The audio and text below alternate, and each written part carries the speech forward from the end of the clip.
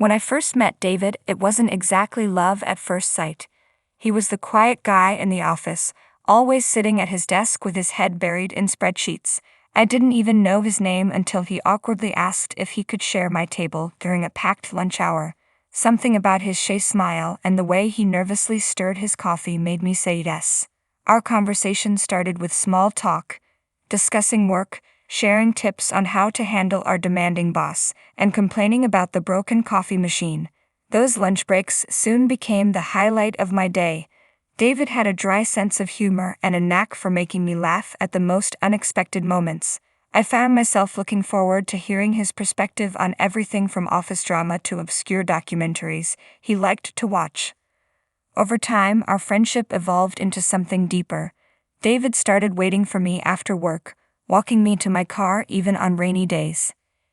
He brought me my favorite sandwiches and surprised me with coffee just the way I liked it. 2 sugars, no cream.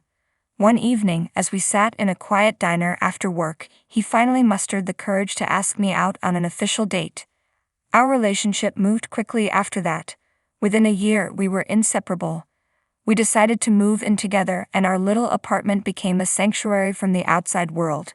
We painted the walls together, argued over furniture choices, and spent lazy Sundays binging TV shows. For the first time in my life, I felt like I'd found someone who truly understood me.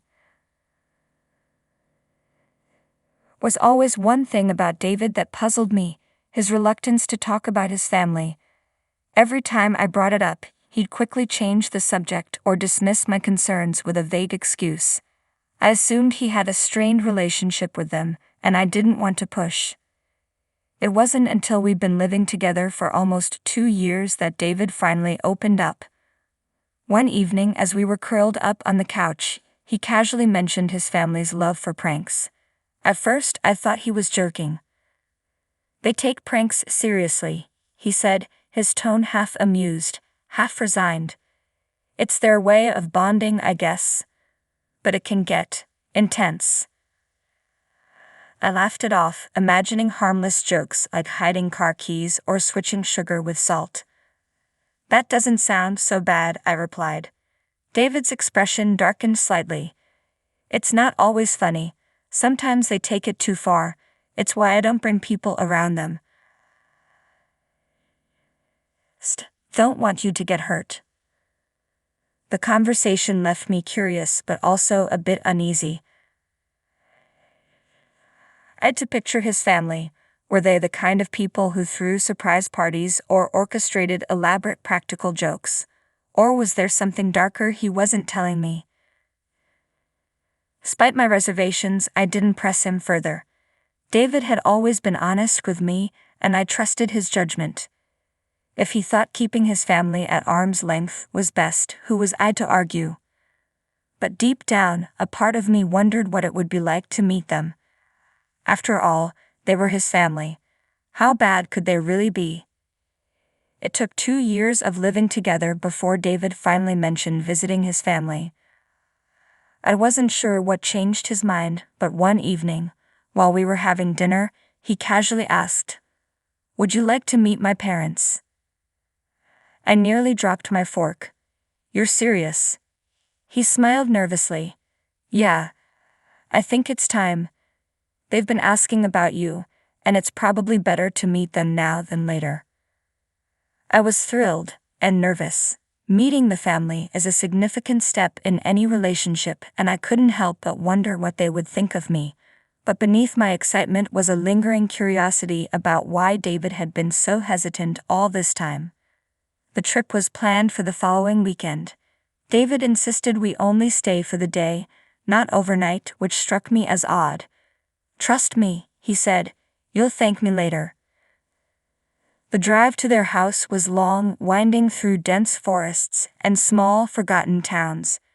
As we approached the property, my excitement faded, replaced by a strange sense of foreboding. Their house was massive, a sprawling old mansion surrounded by overgrown gardens. It looked like something out of a Gothic novel, complete with creaking gates and ivy-covered walls. "Wow," I said, stepping out of the car. "This is unexpected." David chuckled, but it sounded forced. Yeah, they're a bit eccentric. Inside, his family was waiting for us. His mother, Margaret, was a petite woman with sharp eyes that seemed to assess me within seconds. She greeted me warmly, though there was something about her smile that felt rehearsed. His father, Harold, was the opposite, boisterous and loud, shaking my hand with an enthusiasm that made me feel like I'd passed some sort of test. And then there was his younger brother, Max, a man with a mischievous grin and a twinkle in his eye that instantly put me on edge. "So, you're the famous girlfriend," Max said, his tone teasing. "I've been dying to meet the woman who tamed David." The introductions were polite but felt strangely formal, almost as if I were being welcomed into an exclusive club rather than a family home. The first hour passed uneventfully. Margaret showed me around the house, Harold shared embarrassing stories about David's childhood, and Max hovered, throwing in sarcastic comments every chance he got. But then, just as I was beginning to relax, I noticed something strange. The family seemed to share private glances, subtle smirks that made me feel like I was the punchline of a joke I didn't understand. At lunch, it became clearer. As I reached for the salt shaker, I noticed it was glued to the table. Everyone laughed as I struggled to pull it free. "Just a little prank," Max said with a wink. I laughed along, but the uneasy feeling grew stronger. If this was their idea of fun, what else did they have planned? The initial unease I felt during lunch didn't go away. If anything, it intensified. David, sitting beside me, seemed unusually quiet, his gaze flicking between his family and me as if anticipating something. I couldn't shake the feeling that this visit wasn't as spontaneous as he had made it seem. After the meal, Margaret suggested we relax in the drawing room. The house's grandeur became even more evident as we entered the lavish space. Crystal chandeliers sparkled overhead, and the furniture looked as if it belonged in a museum. Yet the oppressive atmosphere clung to every corner, making the grandeur feel suffocating rather than impressive. Margaret handed me a cup of tea, her sharp eyes fixed on me. "So dear," she began with a smile that didn't reach her eyes, "David tells us you're quite the career woman. Ambitious, independent, admirable traits." There was something in her tone, an edge I couldn't quite place. I nodded politely. "Yes, I've worked hard to get where I am. It's important to me to build something meaningful." Harold chuckled, leaning back in his chair. "Good for you. Though in this family, we tend to believe that success is best shared. Wouldn't you agree?" I hesitated, unsure of what he meant. Before I could respond, Max jumped in. "What they're trying to ask is if you're the sharing type. You know, someone who believes in family above all else." David shifted uncomfortably beside me. "Enough, Max." But Margaret wasn't done. "Oh, we're just curious. After all, it's important to know what kind of person might join this family one day." Join the family. The phrase hung in the air, heavy with implication. I glanced at David, but he avoided my eyes, his lips pressed into a thin line. "I believe in supporting those I care about," I said carefully, "but I also think it's important for everyone to contribute in their own way." Margaret's smile tightened, and Harold let out a low hum, as if my answer confirmed something he already suspected. Max, however, smirked openly. Spoken like someone who knows how to hold their ground. I like that. The rest of the afternoon was a blur of forced pleasantries and veiled remarks. At one point, Margaret took me aside, her tone soft but her words pointed. "You seem like a lovely girl, but this family isn't for everyone. We have expectations, traditions. I hope David has prepared you for that." I forced a smile, feeling the weight of her scrutiny. "David and I are a team. We'll face anything together." Her lips curled slightly, a smile laced with condescension. "Of course, dear." Later, as the sun began to set, David and I finally left. The drive home was silent at first, the tension thick between us. Finally, I broke it. "What was that, David? Your family was intense," he finished, his voice weary. "Yeah, I know. I should have warned you. They're complicated." Complicated. That's an understatement. They treated me like I was on trial. He sighed, gripping the steering wheel. They mean well, but they've always been protective. I promise they'll ease up once they get to know you better. But deep down, I wasn't convinced. Something about the way Margaret and Harold looked at me, the way Max smirked, felt more like a warning than an invitation. The days that followed felt like a slow burn. David's behavior shifted, though I couldn't put my finger on why. He was quieter than usual, more distant. I tried to brush it off, thinking it was just stress from work or the pressure of his family's expectations. Deep down, something told me it was more than that. A week later, I received a call from David asking me to meet him for dinner at a fancy restaurant. He was acting oddly secretive, which only fueled the unease I'd been feeling. As soon as I arrived, I saw him sitting at a corner table, staring into his glass of wine, his expression unreadable. "Hey," I said softly, slipping into the seat across from him. "What's going on? You've been distant lately." David didn't look up right away. He took a deep breath before meeting my eyes, his gaze troubled. "There's something I need to tell you. Something important." My heart skipped a beat. "What is it?" I asked, trying to remain calm. He hesitated for a moment before speaking. My father, specifically, has made it clear that he wants us to get more involved with the family business. They think it's time we started preparing for the future. I furrowed my brows. The family business? I thought you were already doing well in your career. David's lips tightened. It's not just about that. It's about tradition, Emma. It's about what's expected of me. What's expected of us. The weight of his words settled in, but I wasn't sure I understood what he meant. What do you mean, what's expected of us? What are they asking of us exactly?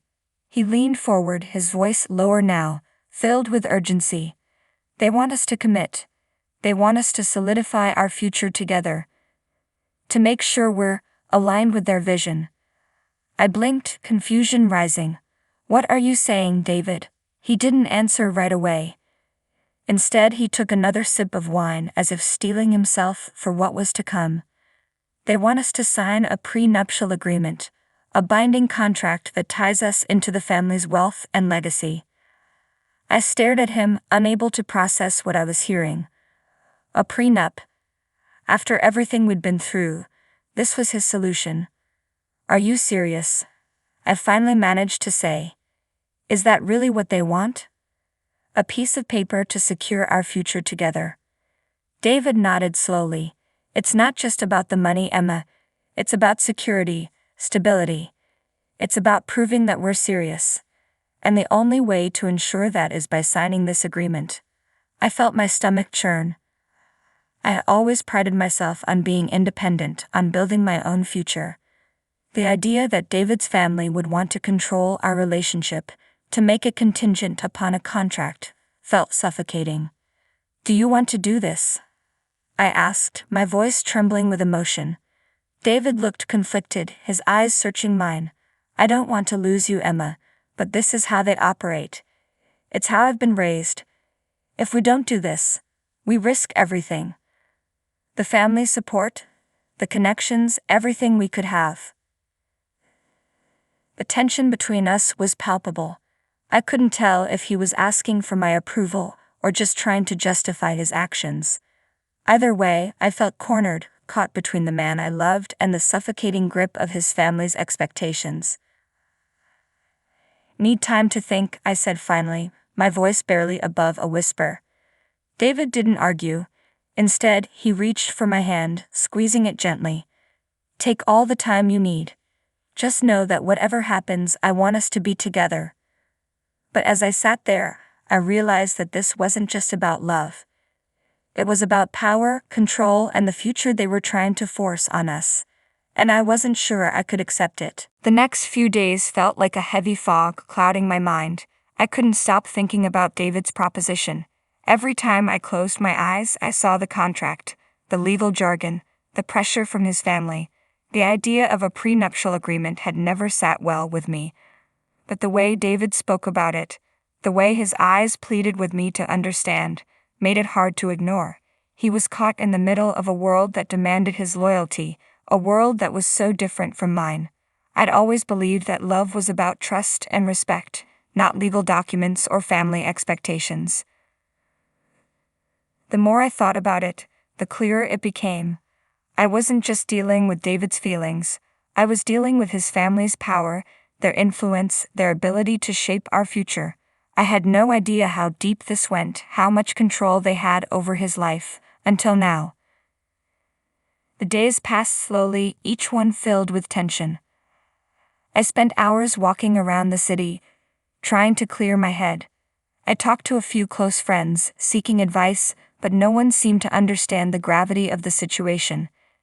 They all had their opinions, but none of them could tell me what was best. My heart and mind were at war.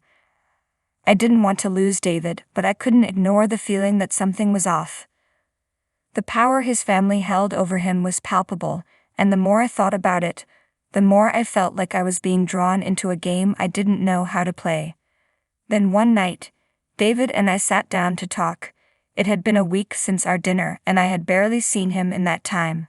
When he entered my apartment, his face was a mask of uncertainty, as if he were afraid of what I might say. I felt the same way. "Emma," he began, his voice low, "have you thought about what we talked about? About the contract?" Nodded slowly, not sure how to respond. I didn't want to hurt him, but I also didn't want to compromise who I was for the sake of his family's expectations. "I've thought about it a lot," I said quietly. "And I don't know if I can do this. I don't know if I can sign away my future just to please your family." David's expression faltered, and I saw a flicker of pain in his eyes. "I'm not asking you to give up everything, Emma. I'm asking you to trust me. This isn't about them. It's about us. It's about building something strong together." I wanted to believe him. I really did. But the truth was, I wasn't sure I could. "I need time," I said quietly, standing up from the couch. "I need to figure out what's best for me, for us." David nodded, his expression filled with a mix of sadness and resignation. "Take all the time you need, but just know, Emma, I'm in this with you. And I'll fight for us." But as I watched him walk out the door, I couldn't shake the feeling that we were both standing at a crossroads. And no matter what path we chose, we were about to lose something. The question was, what would that be? Days passed after our last conversation, and the weight of everything David had said continued to linger in the air. The reality of our situation started to feel more like a looming shadow. His promises, though comforting in the moment, seemed hollow when the light of day returned. I couldn't shake the feeling that his family's power, their influence over him, was much more than I had initially realized. It wasn't just about a prenup or a few rules about finances. It was about control over everything, including our love. I tried to focus on work, on the life I had built for myself before meeting David, but my thoughts kept drifting back to him, to the things he said, to the way he looked at me as if everything was slipping through his fingers. I'd never imagined that a relationship could be so complicated, so entangled with forces beyond love and trust. I needed answers. I couldn't go on pretending that I didn't know what was happening. Needed to understand the depths of David's world, to know just how far-reaching his family's influence really was. So I did something I never thought I would do. I reached out to his ex-girlfriend, Alina. She and David had broken up years ago, but I had heard enough about her to know she wasn't just any ex. Alina was the one whom had come before me, the one whom had been part of David's world long enough to see how his family operated. If anyone could shed light on the truth, it was her. When I called her, my hands trembled. I didn't know what to expect, but I knew I had to do it. She answered on the second ring.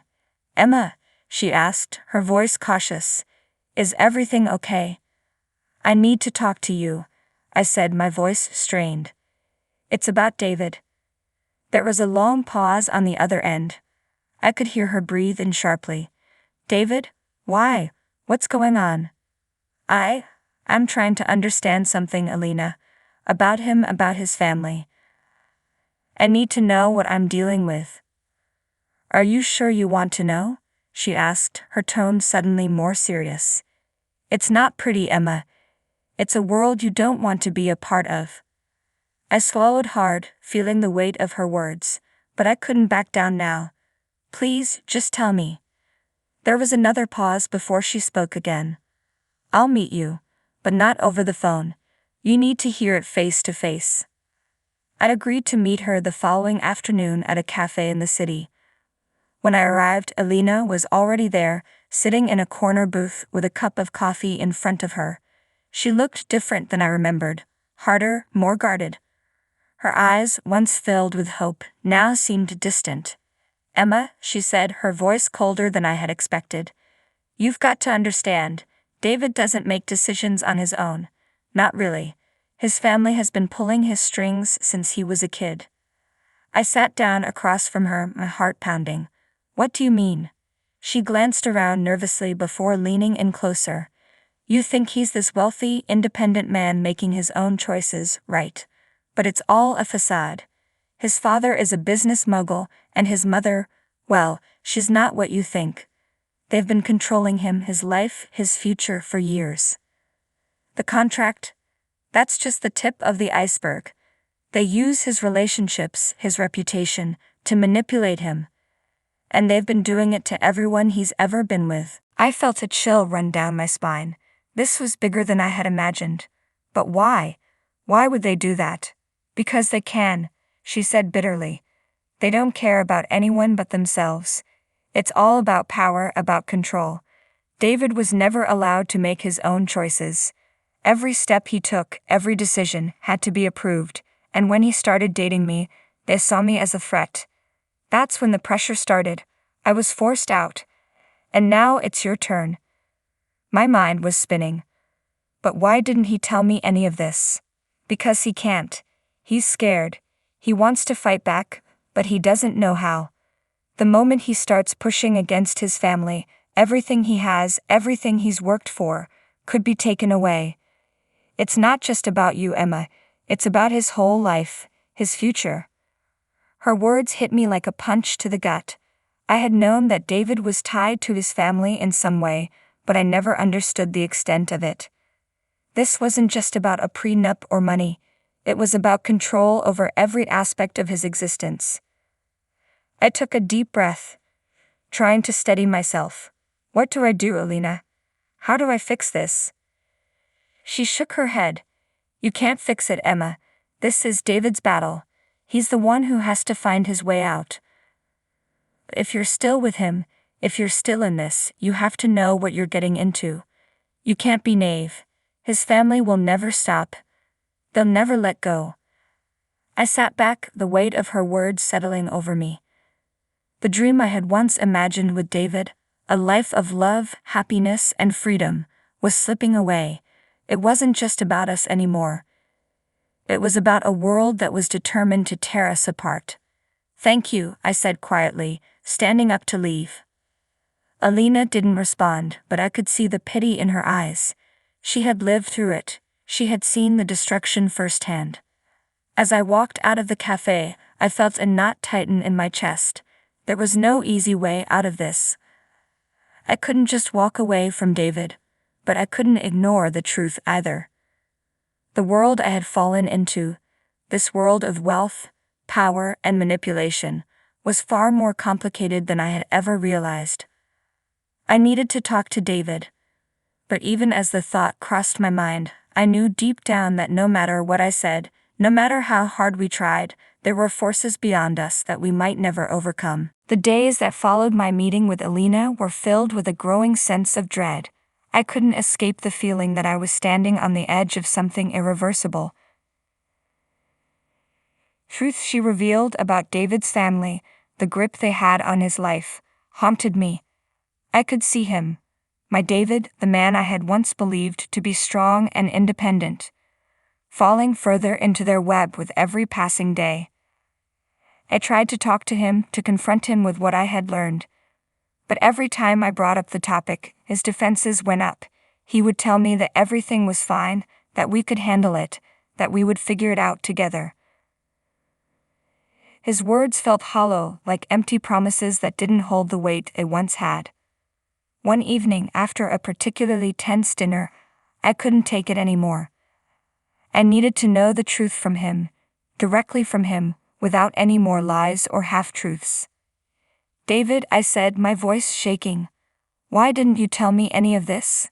Why didn't you warn me about what we were walking into?" He looked at me, his face a mask of confusion. "What are you talking about? You know I'm doing the best I can." "No," I snapped, standing up, frustration bubbling over. "You're not. You've been lying to me this whole time. You've been keeping things from me, and it's not just about your family, it's about us. You keep telling me we'll be okay, but I don't believe you anymore. I can't keep pretending that everything's fine." David stood up as well, his eyes narrowing. "You think I want this? You think I enjoy living under their thumb? You think I like being controlled by them?" I stepped back, my heart pounding. "Then why do you let them? Why don't you fight for us? For me?" He clenched his jaw, silence hanging between us like an unspoken truth. And in that moment I realized that he didn't have an answer. He couldn't give me one, because he wasn't strong enough to break free. "I love you," he said quietly, his voice tinged with regret. "But I can't do this. I can't lose everything. You don't understand the stakes." The words hit me like a slap in the face. I'd been naive. I thought love was enough, that we could overcome anything.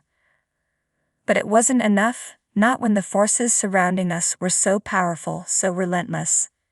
Tears welled in my eyes as I looked at him, feeling more alone than ever. "I can't keep doing this, David. I can't keep fighting for a relationship that you're not willing to fight for."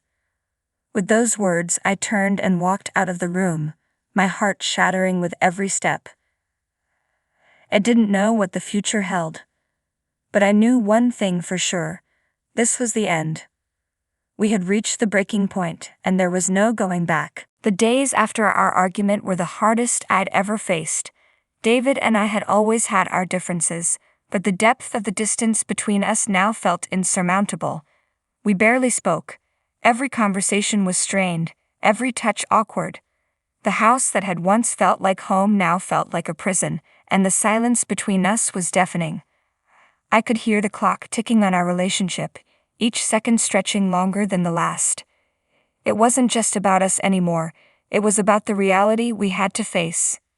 David torn between his family and me, and I standing on the other side, unable to hold on any longer. But still I held onto the hope that maybe, just maybe, he would change. Maybe he would finally see the truth. I didn't want to believe what was happening. That the man I had loved, the man I had planned my future with, was being suffocated by the very people who should have supported him. I wanted to fix it, to make everything right. But deep down, I knew that was no longer possible. One evening, I walked into the living room to find David sitting on the couch, his face tense, his hands clenched. He wasn't looking at me, but I could see the way his shoulders were hunched, the weight of his thoughts pulling him down. This wasn't the man I had fallen in love with. This was a man lost in his own struggles, unable or unwilling to find his way back. "David," I said softly, my voice breaking through the heavy silence. "We need to talk." He didn't respond right away, but the tension in his body was enough of an answer. He knew this conversation was inevitable. I sat beside him, but there was a gulf between us, one that felt too wide to cross. "I can't keep doing this, David," I said, my voice barely above a whisper. "I can't keep fighting for a relationship when you're not willing to fight for it too." He finally turned to look at me, and his eyes were filled with pain. I could see the conflict swirling within him, but it was too late. It had always been too late. "I love you," he said, his voice quiet, almost pleading. "I can't lose them. I can't lose my family. I've already lost so much, and I don't know if I can risk everything for us." The words hit me harder than I could have imagined. I had hoped for an apology, for some indication that he was ready to fight for me, for us. But instead, I was met with the cold truth. David had already made his choice. His family, his blood, came first. And in that moment, I realized I couldn't do this anymore. I couldn't keep being the second choice. I couldn't keep pouring my heart into someone who wasn't willing to give me theirs in return. David, I said, my voice trembling but firm, if you can't choose me, then I'm choosing myself. I can't keep waiting for you to make the decision. I can't keep living in this limbo. His face crumbled with a mix of sadness and regret, but there was no anger, no defiance. Only resignation. And it hurt. It hurt more than I could put into words, but I knew I was doing the right thing. You don't have to do this, he whispered. We can work through this. Please. But I couldn't. I had given him every chance, every opportunity to prove he was willing to fight for us. But the fight had long since been over, and I had already lost. I can't, I said, my voice breaking. Goodbye, David. I'll always love you, but I can't be with someone who can't choose me. With those words, I stood up and walked away. I knew there was no turning back. This was it. The final decision had been made, and I was no longer going to wait for someone who wasn't willing to choose me. As I packed my things and left the house that had once been our home, I felt a strange sense of relief wash over me. It was painful, so painful, but I was finally free. Free from the uncertainty, the waiting, and the never-ending emotional turmoil. I stepped outside into the night air, taking a deep breath as the weight of the decision settled into my bones. It wasn't easy, but it was necessary. There was no more fighting for a love that wasn't being reciprocated. I was done. And as I drove away, leaving the past behind me, I knew one thing for certain. I was finally moving on. I wasn't going to let my future be defined by the choices of someone else. I was going to find my own way, and I wasn't looking back. It was the hardest thing I ever done, but in the end, it was the best decision I could have made.